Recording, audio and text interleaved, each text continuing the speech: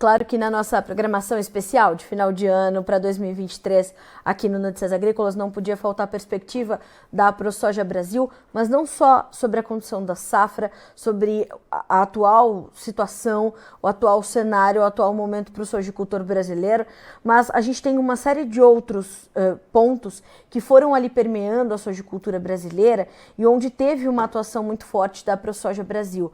A gente teve a votação e aprovação, por exemplo, do marco temporal no Congresso Nacional, depois vetado pelo presidente na sua íntegra e depois voltou para o Congresso e aí vetos derrubados. A gente teve a questão da PL dos defensivos, mais de 20 anos de discussão, foi aprovada. Nós tivemos ainda, e estamos ali com a questão dos bioinsumos no Congresso também para ser votada, e o tema que dominou esse final de ano de 2023, que é a condição da classificação de soja.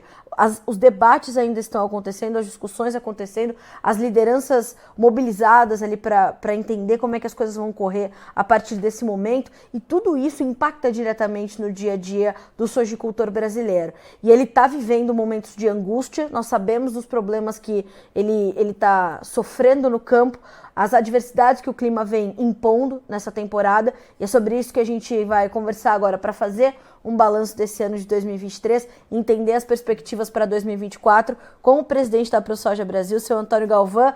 Galvão, sempre um prazer receber o senhor, seja bem-vindo ao Notícias Agrícolas, boa tarde.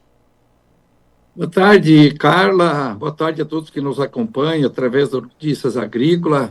A gente sabe da importância do que vocês relatam para o Brasil, no nosso segmento, dizer agropecuário, do modo geral, e agradeço a essa oportunidade de mais uma vez estar junto com vocês e levar, assim, as informações que temos dos trabalhos da ProSoja Brasil aí para todo o produtor rural brasileiro e a sociedade do modo geral, que também sei que acompanha muito, que tem o curioso, não é da atividade, mas tem a necessidade de saber o que está acontecendo e sabe que é do campo que sai a garantia, a segurança alimentar.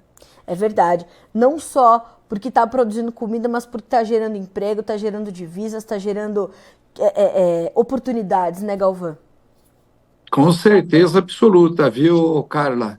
Não tenha dúvida nenhuma. Mas eu sempre coloco uma pauta e do emprego, a parte do econômico, a parte de tudo que isso representa do setor. Eu sempre dou o destaque que a principal coisa que a gente tem do nosso ramo é a segurança alimentar. Todos nós sabemos que se não houvesse alimentos, não iria a subsistência, não teria o ser humano, não existiria ninguém. E aí, com certeza, que na sequência vem essa importância que você citou, os empregos que são gerados, enfim, o econômico que ele gira. E às vezes muita gente acha que o campo emprega poucas pessoas, Carla, que não é verdade. Modernizou muito a nossa agricultura, usamos máquinas grandes, principalmente numa agricultura comercial de áreas maiores, mas a sociedade, do modo geral, o urbano principalmente, ele tem que saber que aquele emprego de tudo que vai para o campo, seja da indústria que nos fornece nossos equipamentos, implementos, enfim, o próprio defensivo, aí os pesticidas, os fertilizantes, todos eles passam pela cidade, empregam na cidade para fazer a produção para depois ir para o campo. E como tudo que é produzido no campo vai para a indústria. E aonde que as indústrias estão instaladas para poder industrializar esse produto? A soja, por exemplo, você não come ela in natura, você vai fazer o óleo de soja, você vai fazer o farelo de soja, que depois vai para alimentar o suíno, a ave, enfim, o ruminante, o peixe, que vai transformar em proteína animal. Isso tudo acontece na cidade também, são todos empregos diretos que o campo proporciona, com certeza. E o econômico, hoje já se sabe que o PIB é muito alto, hoje da produção rural de um modo geral, tanto da nossa pecuária muito extensa e também da própria agricultura, que é muito maior, com certeza. É verdade. Agora, Galvão, passar até isso tudo acontecer, até a gente chegar nesse ponto, muito desafio vem sendo vencido pelos sojicultores no Brasil. E esse ano, nessa safra, eu quero começar falando da safra, para a gente depois ir desdobrando, né, os temas que permeiam a sojicultura desse país, que são muitos, mas essa safra, Galvão, ela está surpreendendo, né? Recentemente, a ProSoja Mato Grosso soltou uma estimativa apontando 20% de quebra só no estado de Mato Grosso. E o senhor que fala conosco direto de dois vizinhos, no no Paraná, veio, né, do Mato Grosso até o Paraná, cortando ali o Brasil e registrando essa realidade da safra 23-24. Qual que é o seu prognóstico até esse momento, Galvão, com a sua experiência, com a sua perspectiva enquanto presidente da ProSoja Brasil, conversando com outros produtores, o que o senhor viu até esse momento e quais são suas expectativas? Bom, Carlos, o que eu posso falar de Mato Grosso, onde a gente planta mais na região norte, lá no município de Vera e Santa Carmen, e vou falar para ti, com certeza hoje uma boa parte daquela região tem 50% de quebra nas lavouras. As minhas áreas mesmo, mais de metade estão extremamente afetadas, o que eu planto, outra parte está razoavelmente boa, que parece que a chuva cai sempre no mesmo lugar quando vem aquelas chuvas esparsas. Inclusive, fiz um contato bem recente com o Cadori, presidente que está saindo agora nesse final de ano, que vai renovar a diretoria da ProSoja Mato Grosso, e esse levantamento que a ProSoja Mato Grosso fez, que foi para o campo, viu o produtor, já tem vários dias, só divulgaram agora até fazer os números todos. Então, você veja aqui que esses 8, 10 dias que fizeram esse levantamento, o quanto isso já veio agravar a safra de Mato Grosso. É muito preocupante. Eu saí, por exemplo, lá da Chapada dos Guimarães, passei ali por Campo Verde, vim Jaciara e vim seguindo a BR-163 até aqui dizer em Dois Vizinhos. Mato Grosso tem altos e baixos em todo momento. Todo momento, dá para se dizer que hoje tem muito mais lavouras afetadas e afetadas dizer ruins, do que lavouras que podemos dizer lavouras boas. Que é uma coisa incrível, você pega num intervalo entre uma a outra, você olha assim no visual das lavouras, tem áreas que você vê que elas estão dentro quase de uma normalidade, de repente você pega uma faixa que a lavoura está lá dizer morrendo. Então a chuva, ninguém consegue explicar por que tem essas chuvas localizadas, e quando elas vêm, praticamente cai no mesmo lugar. Mato Grosso do Sul também, quando a gente adentrou aí, bom, a região abaixo de Rondonópolis, até Sonora também, a mesma situação, lavouras faltando umidade. Isso acontece até você chegar em São Gabriel do Oeste, passando um pouco São Gabriel do Oeste, tinha as lavouras, dizer, bem murchas, principalmente cheguei em São Gabriel no horário do meio-dia, e já passando São Gabriel, chegando em Bandeirantes, seguindo Campo Grande, vindo até Dourados, as lavouras assim estão com um aspecto bonito, um aspecto bom. Mas passa de Dourados, sentido Guaíra, aí já arruina tudo de novo. É uma coisa que não tem que explicação. Entrando no Paraná, a gente percebe que a região de Guaíra, ali até Toledo, Zé Marechal Gando Rondon, a gente nota que sofreu por falta de umidade também. E também dali para cá, até Dois Vizinhos, podemos dizer que as lavouras estão dentro da normalidade, que é as lavouras de soja, dizer, do Brasil. Então, fica bastante preocupante, mas sabemos que Rondônia está muito ruim, Goiás está ruim, Minas Gerais também, regiões que falta chuva, São Paulo tem reclamação também, o norte do Paraná, um pouco de reclamação, mas o nosso Mato Piba, querido Mato Piba, lá também, muito preocupante, muito preocupante.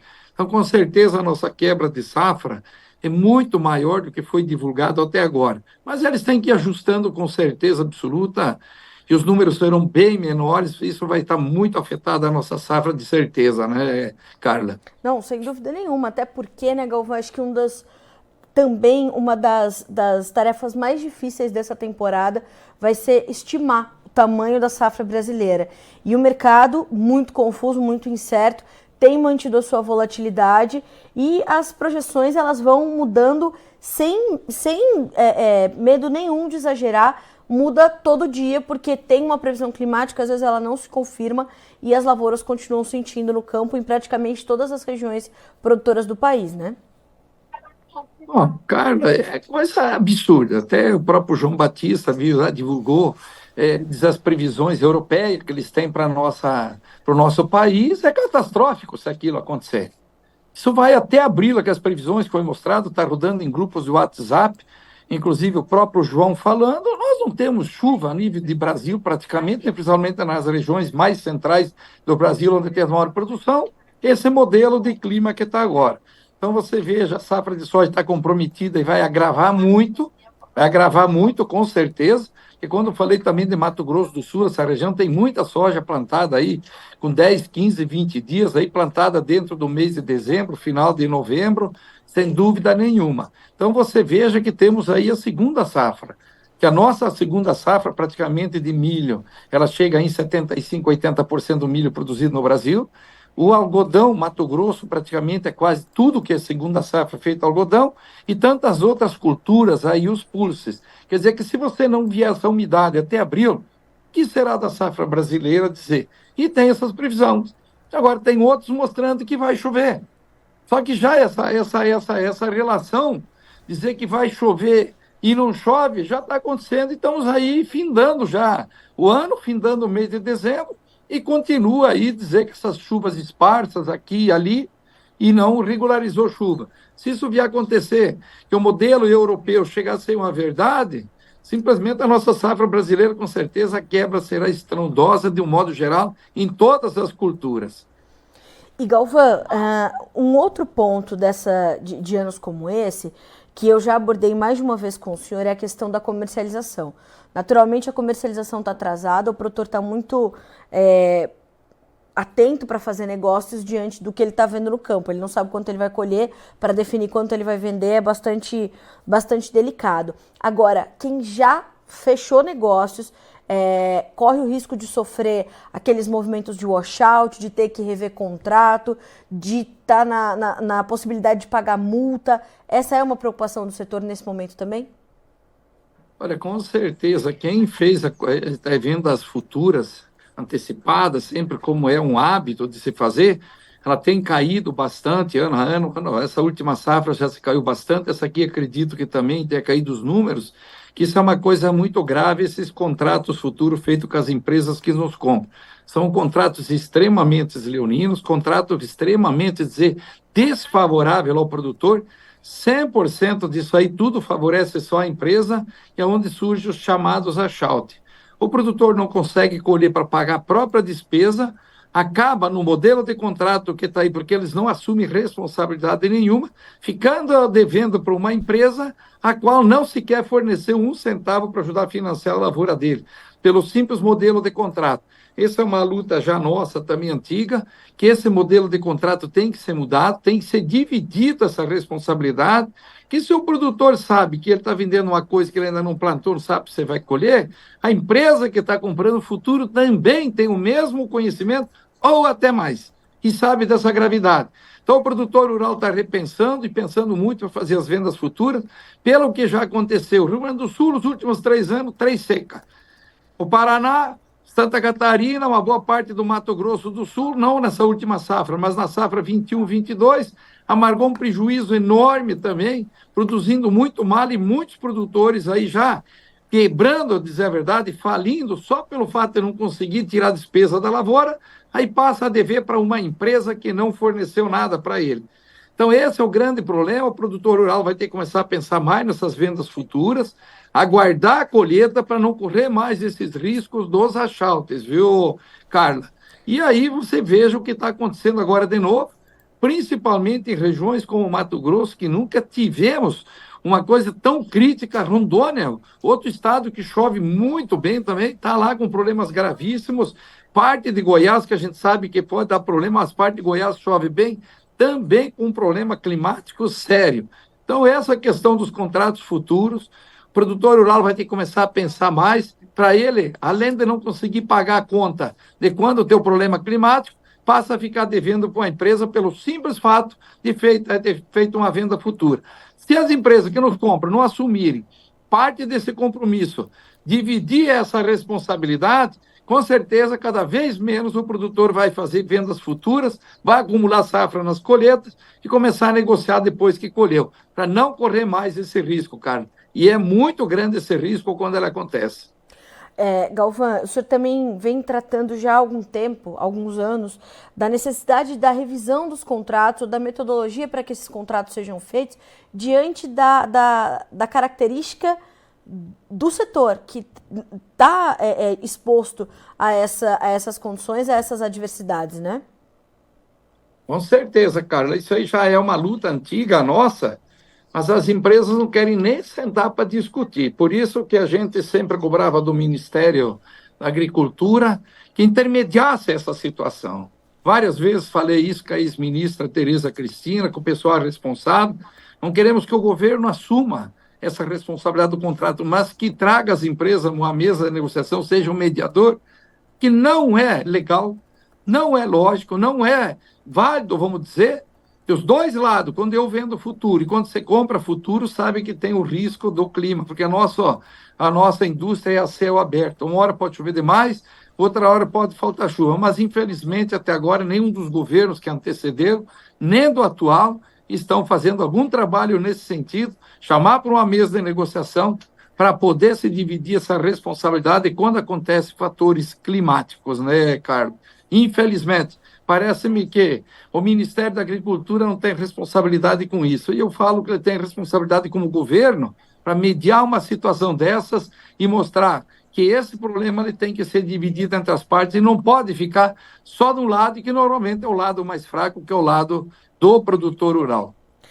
Galvão, ainda em torno desse assunto de contratos e tudo mais, o assunto que está dominando esse final de ano para o produtor de soja, além, claro, da condição climática e da própria safra, é a classificação da soja. Algo também já antigo, um debate que tem alguns bons anos aí de discussão, e a gente vai finalizando esse 2023 sem definição, mas com muitas perguntas que foram levantadas nesse final de 2023 e que realmente não há possibilidade ainda de um consenso, né? Cara, foram vários os assuntos discutidos nesse ano.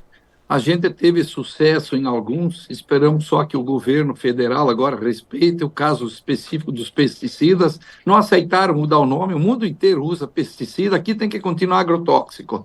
Mas passou, graças a Deus, esperamos que não tenha veto, porque traz mais responsabilidade para aprovação das necessidades que temos aí desses pesticidas mais modernos e que esteja agilidade, né? Também muito complicado o marco temporal, que aconteceu o julgamento, aí houve a votação favorável do Congresso Nacional expressiva também, mas veio os vetos do presidente, infelizmente, foram derrubados os vetos e que seja respeitado, porque da noite para o dia, simplesmente um produtor rural não ser mais dono da área dele, porque aqui vamos fazer uma reserva indígena, e fazer reserva indígena, a pergunta é essa, para quem?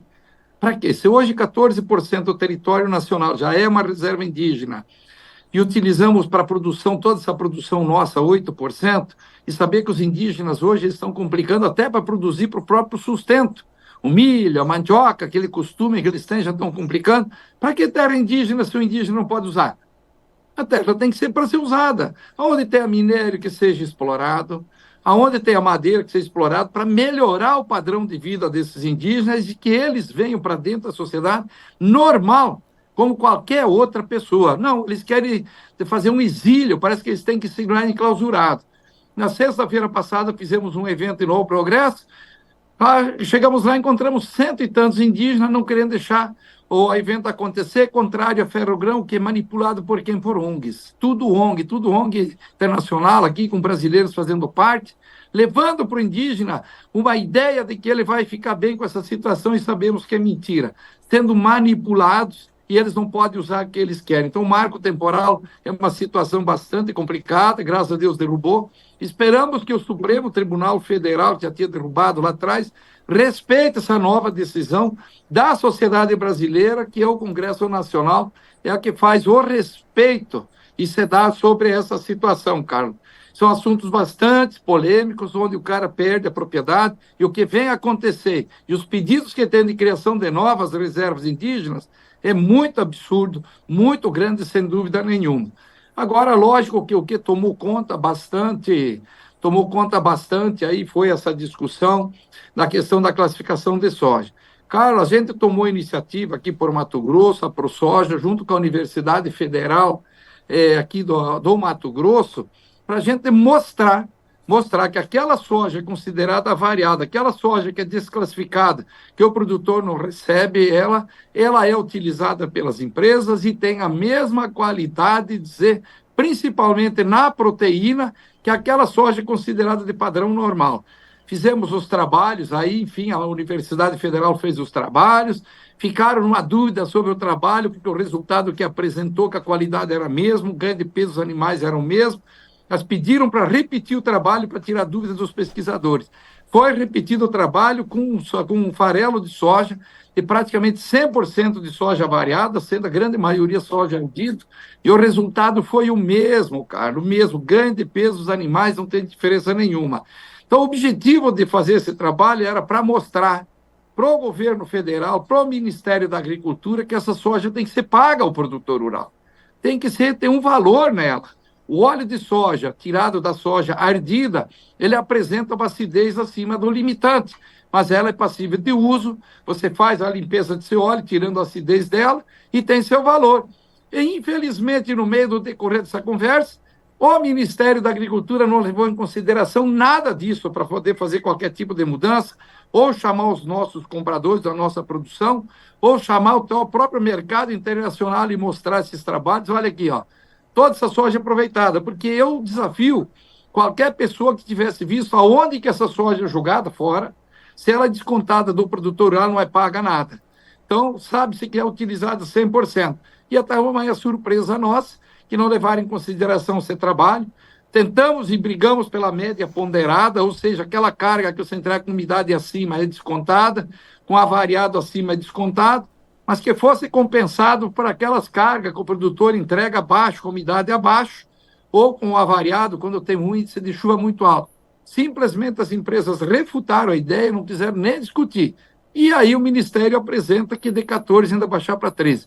Quer dizer que fizemos um trabalho mostrando que toda a soja é aproveitada, queríamos dentro disso e queremos e vamos continuar querendo e vamos continuar brigando, que exista um valor para essa soja que eles nos descontam, ficam totalmente de graça para elas, acima dos 8% do avariado, e aí, por surpresa, nos vem aí falando em umidade de 13%, que desde que surgiu soja no Brasil, existiu a classificação, sempre foi usado como parâmetro os 14%. Só que a soja, quando carregada dos armazéns, normalmente já chega nos 13% para as empresas. Todo levantamento que temos aí da soja que chega no porto para exportação, a grande maioria chega abaixo de 13%, 90% das cargas do que é exportado já vai abaixo dos 13%. Então, não existe nada que diga que possa ter que baixar os 14%, porque o 14% é um parâmetro. E eu falo porque é parâmetro por quê? Porque a indústria, para poder usar essa soja, para fazer a extração do farelo, para fazer a extração do óleo, ela tem que baixar essa umidade para em torno de 10%. Então, você veja que com 14, 13, 12, 11, ela tem que trazer essa umidade para 10%. Então, o porquê do 14? É parâmetro. É parâmetro. Armazena melhor. A soja com 13, ela aguenta mais, danifica menos o grão e tal. 12 é melhor que 13 também, como eu falei lá para o pesquisador que veio lá mostrar um trabalho desse, que eu falei para ele que não precisava gastar 22 anos para saber que 13 é melhor que 14, e que 12 é melhor que 13, que daí ele não pesquisou ainda isso, e que 11 é melhor que 12, e o 10 é o ideal que eles usam direto, mas não querem nos pagar um centavo a mais na soja que cai a umidade quando você entrega, mas naquela que fica acima, claro, nos desconto, ainda abusivamente, numa média a nível de Brasil, de 2% numa média geral. Mas quando você começa o desconto, por exemplo, de 14,1%, nós detectamos que tem empresa que chega a descontar 16,5% na proporcionalidade. Outras empresas descontam 8%, outras descontam 4%, por exemplo, 14,1%, que eles descontam esse 0,1%. Chega a ter empresa que tem esses níveis, e outras têm níveis de 1,5%. Então, o que o governo tem que fazer é regulamentar, e é o que nós cobramos. Qual é o ponto? A pesquisa aponta, feita por esse mesmo professor, que a quebra normal de cada grau de umidade é 1,15. Por que não é aplicado 1,15? Por que não regulamenta, o Ministério não argumenta isso? E sem contar, Carla, que quando vão aplicar os descontos, a grande e maciça maioria, com exceção de algumas cooperativas, tiram 100% de todos os descontos no bruto. Quando você pesa, se tu tiver impureza nessa amostra, você já pesa a impureza com umidade. Se você tiver avariado, você já pesa o avariado com a umidade. Aí eles descontam a umidade 2 vezes do avariado, descontam a umidade 2 vezes, na verdade, do ardido, da impureza, e aí fica nesse desconto ainda absurdo, onde fazem uma apropriação indébita do produtor rural pela forma da aplicação dos descontos. E o que nós cobramos do Ministério, que seja regulamentado, sim. Se é 1,15, a pesquisa fala que quebra, por que não 1,15 a ser descontado do produtor por grau de umidade? E descontar sempre no subtotal, ou seja, primeiro desconta a impureza, depois pega o subtotal, desconta o avariado, ele existindo, depois pega o subtotal, aí você vai tirar a umidade, que é a amostra que realmente vai ser soja, porque as outras eu não te pago nada, nem da soja variada, impureza não é soja. Então a grande discussão é essa, tem que nos pagar alguma coisa, porque sempre é utilizada essa soja menos variada, e mudar o sistema da classificação. Determinar a umidade de norte a sul, de leste a oeste do Brasil, que seja uma única umidade, não deixar belo prazer de cada empresa aplica a sua tabela de umidade e também na aplicação dos descontos que eles tiram, a grande maioria das empresas tiram todas elas sempre no peso bruto da soja. Temos aí Romaneio comprovando que o produtor rural ficou devendo produto na entrega de uma carga numa empresa. Então, isso é ridículo demais. Carla, essa é a nossa grande briga da ProSoja. E aí tem outros produtos, depois milho, que também tem trabalho, mas hoje estamos discutindo a soja, a mudança dela. Isso tem que acontecer. O produtor tem que parar de ser lesado por essa forma feita e principalmente pela omissão do Ministério da Agricultura. E essa omissão do Ministério da Agricultura não é desse governo só. É do governo passado, é do retrasado e assim sucessivamente. Nunca fizeram essa regulação, cada pouco eles mudam essa tabela, belo prazer da empresa, para cada vez extorquir mais, explorar mais o produtor rural. Galvão, a gente sabe que esse é um assunto bem espinhoso que ainda vai ser muito discutido em 2024, com certeza, como o senhor falou, é preciso entender que trata-se de um parâmetro, de que muitas cargas já chegam com esse teor de umidade abaixo dos 13% e que precisa, de fato, haver um valor para essa soja que acaba sendo descontada, né, e não chega para o produtor em nenhuma outra contrapartida. Então, a gente vai já colocar isso na conta para 2024, sabendo que vai ser um ponto de muita atenção. O senhor citou também a questão do marco temporal. Inclusive, a ProSoja Brasil soltou um informativo recente não, né, muito recente, né, no dia 20 de dezembro, orientando o produtor que está ali com o produtor rural que tenha sobre sua área uma discussão se há ou não a possibilidade de ser demarcada como terra indígena, como eles devem proceder, né? Eu queria que o senhor falasse um pouquinho desse informativo, que é informação de serviço muito importante para o produtor, não só de soja, mas para o produtor brasileiro de qualquer setor que esteja passando por isso, né? Com certeza, viu, Carla? Só fazer um esclarecimento quanto à questão só da umidade, que eu deixei passar em branco. Pois não. Que quando a gente fala de fazer a média ponderada ou a compensação, seria na cadeia toda.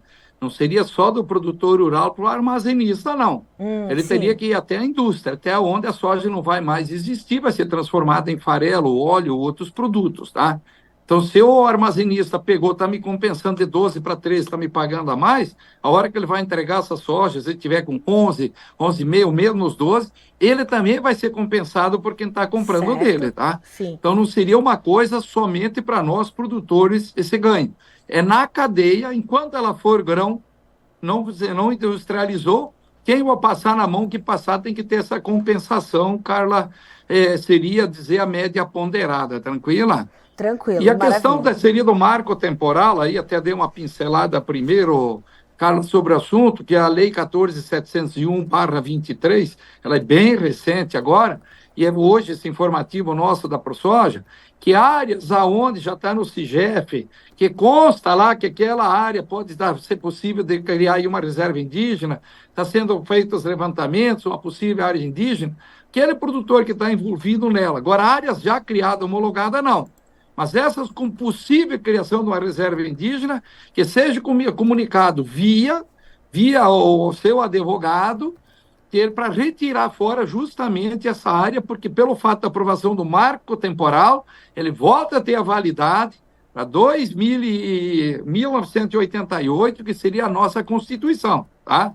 Então, ele tem a obrigação, esse produtor rural que está inserido nessa situação, o seu advogado comunicar que essa área não mais pertence, não estaria mais hoje pela lei aprovada, hoje o reconhecimento do marco temporal, passível de ser uma reserva indígena. Tem que fazer essa comunicação. Não vai cair, dizer por conta da lei, sem fazer a solicitação. E tirar o nome do produtor daquela lista do CIGEF.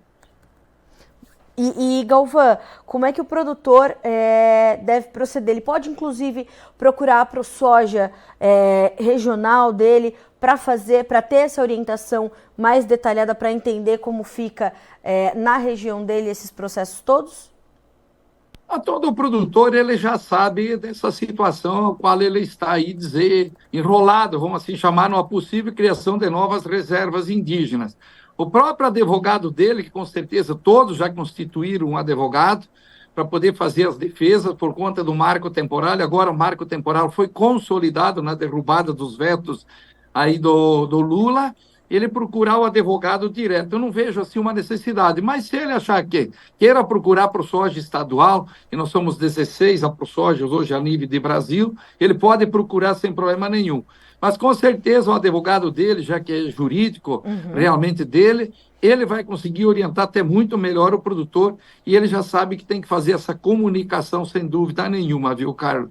Porque ele tem que pedir isso, que agora o marco temporal foi restabelecido, da nossa Constituição de 1988. Sim. E a gente espera que realmente, como foi maciço a votação do Congresso Nacional, tanto as duas casas, Senado e Câmara Federal, que realmente o STF venha respeitar uma decisão dos nossos representantes, representa a sociedade, no modo geral, que é o nosso Congresso Nacional, o nosso Senado e a nossa Câmara Federal, e que seja respeitado. Como falei, já temos 14% do território. Se o índio não consegue utilizar as áreas, que a briga que nós estamos fazendo justamente que eles utilizem dentro do que a lei permite para melhorar o padrão de vida, as áreas já existentes, você veja que 14% de reservas indígenas do nosso país, para 8% mais ou menos que nós utilizamos para fazer essa produção de grãos que a gente faz, é impossível dizer que precisa ter mais áreas indígenas se você não as deixa explorar. E eles querem, né, Galvão? Eles querem prosperar. Não, o indígena quer prosperar, mas ele sabe que eles têm território mais que suficiente, né? Verdade. Esses indígenas que saem defendendo a criação de novas reservas indígenas, só aqueles indígenas que os zongueiros, as ONGs que estão aí, levam passear, levam para o exterior, dá caminhoneta nova para correr e para cá e para lá, mas a grande maioria do indígena maciçamente não quer mais terra. Eles querem usar o que eles têm para melhorar o padrão de vida, ser integralizados totalmente na sociedade como cidadão normal. Como o norte-americano fez. Ele utiliza, ele tem marca disso, tem marca daquilo, ele arrenda a terra dele lá, ele explora a terra dele e eles vivem bem. E nós não podemos aqui deixar acontecer mais do jeito que eles vêm fazendo com o nosso indígena. Eles têm que ter o direito de melhorar o padrão de vida. E para melhorar o padrão de vida deles, eles têm que explorar, e de acordo com o que a lei nos dá de direito para usar o nosso solo onde nós temos, tem que dar o mesmo direito a eles, seja em minério, seja em madeira, seja na exploração de áreas agricultáveis, onde é possível de fazer, sim, ou da própria pecuária, a criação para melhorar o padrão de vida. Essa é uma meta da gente ajudar, falamos muito na sexta-feira lá em Novo Progresso, justamente numa audiência lá com o senador Zequinha, onde mais de uma centena de índios estavam lá, orientados a não deixar acontecer essa fala. Graças a Deus, entenderam que eles estão sendo usados como massa de manobra, se expressaram lá dentro, os caciques, foi dado direito de fala para eles, sim, sem dúvida nenhuma, e eles concordaram plenamente e reconhecem que estão sendo utilizados como massa de manobra. Agora, nós temos que fazer com que eles parem de serem usados e que realmente vamos ajudá-los e que comecem a brigar pelo uso desses territórios deles, nos percentuais que a lei dá de direito de usar. Não podemos mais aceitar que vamos criar mais reserva indígena, mas o índio tem que viver isolado e não pode ser utilizado, não pode explorar nada para melhorar o padrão de vida das etnias, enfim, dessas aldeias todas, melhorar o padrão de vida deles como cidadão.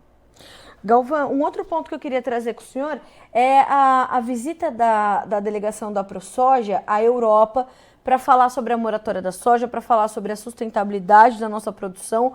Como é que foi isso e como é que isso marcou o ano de 2023? Bom, essa é outra situação aí colocada, que essa moratória da soja virou vergonhoso, começou a atingir agora os cofres dos governos, né? Principalmente em Mato Grosso, onde foi levada essa situação aí, praticamente aí 100 prefeitos se reuniram com o governador dos 141 existentes dentro do estado, onde levaram essa situação, e o governador se comprometeu de fazer um trabalho pesado aqui, punir essas empresas que não respeitam o nosso Código Florestal. E, além disso, sabe-se que a Europa também vem trabalhando direto, até bem pouco aí, agora acabaram aprovando o uso do glifosato por mais 10 anos, mas uma corrente muito grande que queria já proibir o glifosato há tempo, assim como outros pesticidas também. Então, você veja, foi levado esse recado a eles, nós somos soberanos, o país é um país soberano, tem que respeitar as nossas leis, e principalmente no quesito desses defensivos, porque a Europa alguns baniu, estão com um problema gravíssimo com os organofosforados, justamente para combater lagartas, principalmente na colza deles, que acabaram emergencial, todo mundo viu que ano passado o Macron, que é o grande reclamador do mundo, aí, de aquecimento global, de pesticida, tudo teve que pedir emergência para poder liberar, para não perder as plantações da colza deles todas, que reconheçam que realmente não pode se impedir nesse momento, principalmente o glifosato, que atinge em cheio toda a produção mundial, especialmente as nossas regiões, que a gente trabalha com o plantio direto sobre a palha, aonde você faz o sequestro de carbono, e aí mais essa briga de carbono aí também é outra confusão aí que está colocada muito grande, e graças a Deus, dessa viagem, a saída para lá, a comunidade europeia, a grande maioria dela aprovou no mínimo mais 10 anos do uso do próprio glifosato. Então, valeu muito a pena essa missão internacional, aonde se levou essa situação. E esperamos aí, agora com apoio, dizer, político, principalmente do estado de Mato Grosso, que é o principal estado, o maior produtor, que realmente venha a se resolver. Não é justo para aquele produtor que preservou a sua floresta por mais tempo, que ele devia ter uma compensação, uma premiação, agora o fato dele estar fazendo o que é de direito, o que a lei permite, os 20% na área de floresta, ou 65% na área de cerrado, a conversão do mesmo para a produção agrícola agora ser punido e não ser comercializado mais, não compra mais a produção, e não é que ele não compra a produção daquela área mesmo aberta legal, não compra mais produção nenhuma daquele CPF ou daquele CNPJ. E também agora aumentaram no quesito de fornecer insumos, ou seja, as matérias-primas necessárias que temos aí, os fertilizantes, os defensivos, a própria semente a esse produtor. E ele fez uma conversão diária, a partir de 2008 para cá, legal, porque nós estamos falando autorizada pelo órgão ambiental, dentro do que a lei nos dá direito. Veja o absurdo dessa implantação. Então, vamos esperar que isso se resolva realmente e que o europeu mande na Europa, no país dele. E aqui a gente sabe muito bem, porque você tem um código florestal mais restrito que o brasileiro que nos mostra, que ninguém conheceu. Então, eles não precisam botar o bedelho aqui. Não somos mais colônia, Carlos, já faz muito tempo que nos emancipamos, e eles que nos respeitem. O nosso país é um país emergente, um país em crescimento, um país em desenvolvimento, e esperamos que isso continue acontecendo. É verdade. Agora, para finalizar, eu queria que o senhor chamasse, né, a gente vendo tudo isso, né, Galvão, ser filiado da ProSoja garante que o produtor tenha pelo menos segurança para se orientar, tenha ali um respaldo, entenda como os debates estão fluindo e, principalmente, participe efetivamente e ativamente dessas discussões todas que marcaram 2023 e que para 2024 não vai ser diferente, porque o Brasil é para os fortes, né, Galvão? Viver nesse país é só para quem tem coragem mesmo, igual sojicultor brasileiro. E a ProSoja também esse ano lançou essa campanha, a campanha Seja a ProSoja, para justamente fazer esse chamamento dos produtores brasileiros a participarem mais ativamente da cadeia, né? Lá eu sempre falava um ditado, até há pouco tempo, agora dei uma mudadinha. Que quem não é da área da agricultura, que quando ele fosse querer entrar para a agricultura, ele consultasse um psicólogo, né? Que se ele desse no laudo uma tendência de meio doido, ele poderia entrar na agricultura. Hoje já mudei, eu já falo que ele tem que ir direto no psiquiatra. Se ele der um atestado que o cara é louco, ele pode entrar na agricultura. Se ele for um pouco certo, ele não entra, porque o risco da agricultura é muito, muito, muito, muito grande. Vocês estão aí acompanhando, está vendo o agricultor, que o agricultor sabe. Agora, todo agricultor, independente da cultura, mas nós falamos aqui em soja, se ele não tem entidades fortes para representá-los, como o caso hoje da própria ProSoja, temos sindicatos rurais que defendem um todo, temos aí as federações, tem a própria confederação também, e tudo, por mais que tenha alguma reclamação, todos fazem um trabalho brilhante com a grande maioria. Mas temos as associações que foram criadas para representar cada cultura. E a principal cultura que nós temos hoje no Brasil, a commodity, é a soja, e não é nada diferente. Agora, nós precisamos que o produtor de soja, principalmente em alguns estados onde a ProSoja tem mais dificuldade, é no nosso estado pai, no nosso estado mãe, é aqui onde estou no Paraná e no Rio Grande do Sul, que o produtor rural, principalmente nesses estados, Santa Catarina, procure a ProSoja, seja um filiado da entidade, dá esse respaldo, dá essa ajuda, é uma pequena ajuda financeira, porque sabe-se que tem custo para tudo, para tudo. Por exemplo, Mato Grosso hoje é o que banca a grande maioria da despesa da ProSoja Brasil, banca toda a despesa da ProSoja Mato Grosso, temos trabalhos brilhantes feitos lá, porque nós temos um sistema de arrecadação que consegue levar um dinheiro, temos 3 campos de pesquisas hoje dentro do estado do Mato Grosso, inclusive pesquisando cultivares, pesquisando em solos arenosos para ter a melhor resultado, e também foi montado recente, ano passado, em áreas de silt, áreas siltosas, onde é muito alto o teor de silt, para poder dar melhor orientação ao produtor. Então, quando você consegue ter um caixa, o produtor se associa, se todo mundo ajuda com pouco, você consegue fazer belos trabalhos de pesquisa, mas principalmente de representatividade, que a todo momento no Estado, aí tem o governador inventando alguma história, tem prefeito inventando alguma história, prejudicando o agro do modo geral, e quando prejudica o agro, o primeiro que é prejudicado é a principal commodity que é plantada no Brasil, que é a soja. Então, por isso vem a importância que a ProSoja estadual já faz esse contato direto, ou na prefeitura com o prefeito, mas principalmente no estado. Olha aí, prefeitos falando em aumentar ICMS, outros criaram os fundos, como o Mato Grosso criou os fundos. No caso específico de Tocantins, você veja que foi uma briga incessante da própria ProSoja, o Maranhão também, onde conseguiram derrubar essa criação dos fundos, que só isso ia onerar o produtor em milhões e milhões e milhões em cada safra. Então, o produtor associa a ProSoja, seja a ProSoja, ajuda financeiramente, é um pouquinho cada um, dizer, é uma mixaria, no bolo consegue dar um valor, dizer, razoável, aonde essa diretoria consiga prestar um bom serviço. Que posso dizer de certeza, se as associações não tivessem nascido para poder ajudar os sindicatos, para poder ajudar as federações e principalmente a CNA, com certeza seria muito pior a vida do produtor rural. Por isso lançamos essa campanha, seja a ProSoja, Felícia, procura a entidade.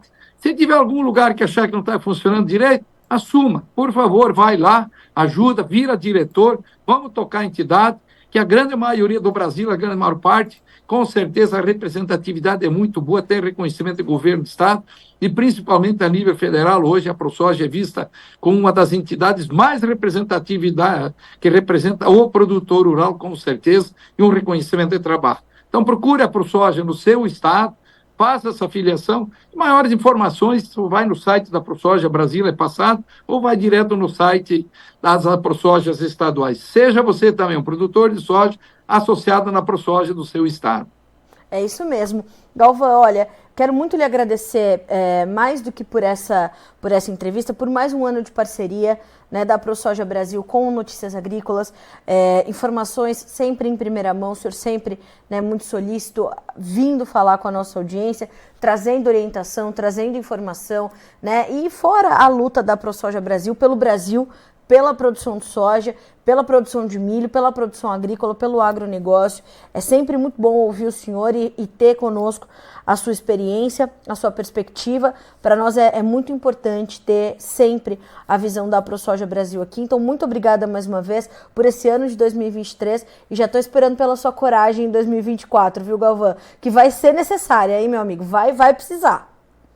Com certeza, Carla, a gente agradece esses momentos aí que vocês têm dado para a gente também, porque vocês são os comunicadores, vocês são a fonte que leva a informação para a gente, a importância que existe dos sites, mídia, seja ela falada, seja ela escrita de um modo geral, que é a maneira de se levar a informação, dizer, nós falamos ao produtor rural, mas para a sociedade inteira de um modo geral, como já falei inicialmente, tem muita gente que não é da atividade direta, mas tem curiosidade e acompanha com certeza tudo que é site de notícias agrícolas, dizer que retrata a agricultura, retrata a pecuária, enfim, a nossa produção do modo geral. Agradecer essa oportunidade dada sempre para Notícias Agrícolas, a nós e como tantos outros ligados a outros setores, outros segmentos, aí, dizer de trigo ou do próprio milho e assim sucessivamente. E agradecer a todos que nos acompanharam aí dentro dessa entrevista nossa, Carla, sempre levando boas informações. E quero desejar aqui já um excelente Natal a todos que nos acompanham aí, a vocês aí do Notícia Agrícola, e que realmente tenhamos aí um ano que nada aponta para isso, mas vamos trabalhar e vamos forcejar muito, que seja um ano um pouquinho melhor que 2023 e que tenhamos mais segurança na nossa atividade, principalmente nas nossas propriedades, que o risco está iminente desse governo que está instalado. Nós vamos estar, como é que a gente fala, de orelha em pé, para a gente poder manter essa produção, que é a segurança alimentar, essa questão econômica de emprego que a gente favorece muito de um modo geral, mas tem muito cuidado com o que está acontecendo, que nós temos aí um risco muito grande com nossas propriedades, depois de tantos e tantos anos, a democracia que eles falam não é real daquela que nós queremos e que o Brasil quer e a grande maioria do brasileiro. Obrigado pela oportunidade aí dada, Carlos, aí ao Notícias Agrícolas, a ti, toda a equipe de vocês. Muito obrigada, Galvão. O senhor sabe que pode sempre contar conosco, né? As portas estão sempre abertas para o senhor e para a ProSoja Brasil. Lhe desejo um excelente Natal, um excelente Ano Novo. Tenho certeza que estaremos juntos o ano que vem para continuar informando os produtores desse país. Um abraço enorme, um beijão para o senhor, para sua família. Até mais, Galvão. Obrigada, Carla, para ti também, aí tudo. Obrigada, até mais. Antônio Galvão, presidente da ProSoja Brasil, nos trazendo um balanço muito completo de 2023, um balanço que traz boas notícias de um lado, preocupantes de outro, e a gente fez um 360 ali pela soja, vai muito além do campo, a discussão, muito pautada em Brasília esse ano. Então a gente falou sobre as condições da safra, que são realmente de uma safra muito debilitada, muito fragilizada pelo clima, o Super El Niño, né, trazendo esses obstáculos todos, a possibilidade de haver um número grande de washouts nos contratos já firmados para a comercialização da soja. Então, muito do que foi vendido antecipadamente pelo produtor pode não ser cumprido na sua totalidade em função de perdas no campo, e a revisão dos contratos, que é algo urgente, né? Mais um ano se conclui e a gente ainda tem isso na pauta como uma situação a fazer, né? Ainda está na nossa lista de afazeres. E a gente precisa de fato avançar com isso.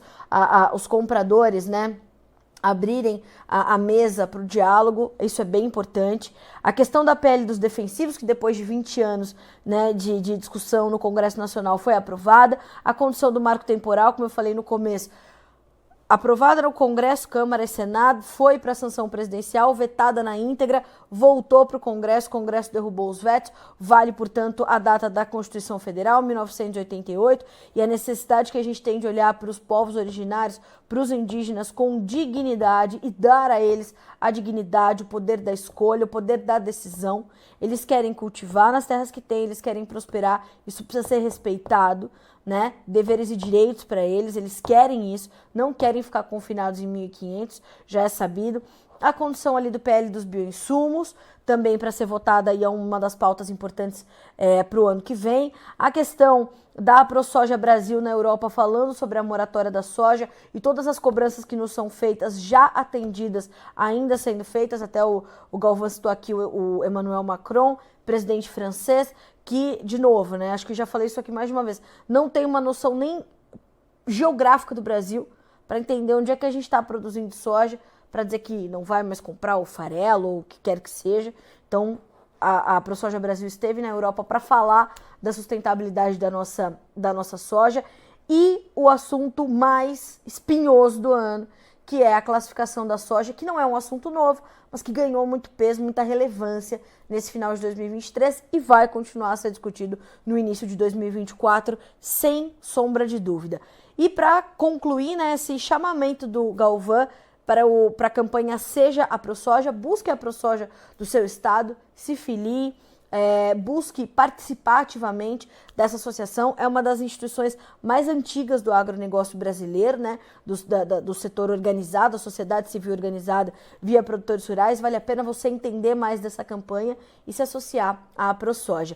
E em 2024 A gente vai continuar debatendo tudo que diz respeito à sojicultura desse país, que é, né, o nosso item número 1 da pauta exportadora, gerador de emprego, gerador de divisas, gerador de dignidade, né? A produção de soja é um setor que mudou a cara do Brasil. Se a gente busca ali entender os municípios que se desenvolveram em torno da sojicultura, índice de desenvolvimento humano acima da média, cooperativismo, geração de emprego, agroindústria, prosperidade, né? Tirando a população de ser reféns das suas necessidades. Sempre falo do papel social que tem a soja, que para a história da evolução da sociedade brasileira foi determinante, é e tem sido. E vai continuar sendo, sem dúvida nenhuma. Temos problemas nessa safra? Temos, mas temos muitas safras ainda que virão para continuar gerando toda essa força positiva de avanço e transformação desse país. E a gente fica por aqui com este especial, mas a nossa programação continua acontecendo para que vocês sejam sempre os produtores rurais mais bem informados do Brasil, nesse finalzinho de 2023 para começar 2024 muito bem informado. Notícias agrícolas, informação agro-relevante e conectada.